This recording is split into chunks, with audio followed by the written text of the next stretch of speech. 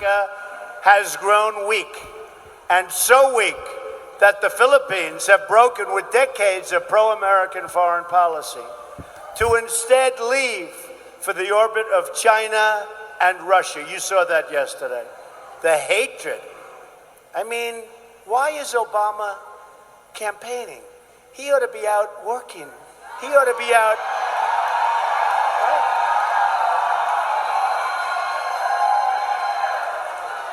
I mean, I'm going to send the congressman back to Washington with that message, but we'll send the real message on November 8th, right?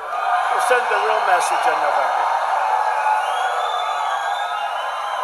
But every time I look at him, he's campaigning. I mean, here you see the Philippines, the heads of the Philippines, they're so angry. He leaves for China. He's now negotiating with China. We've been in the Philippines practically for forever.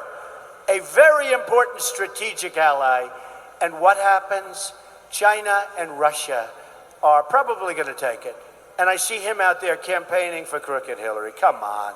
Come on. Give me a break. Strength will also require growth. Right now, our economy isn't growing at all. We had only around a 1% growth last quarter. GDP, a disaster. Do you know, when China has 1%, it's over. They don't have 1%. They have 7%. That's considered terrible. India has 8%.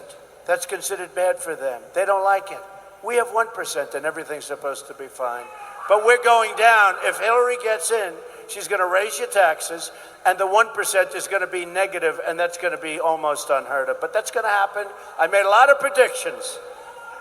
If that happens, and if she gets in, you're going to have such negative growth. You will have problems like you've never had before, and our companies and our jobs will flee, believe me.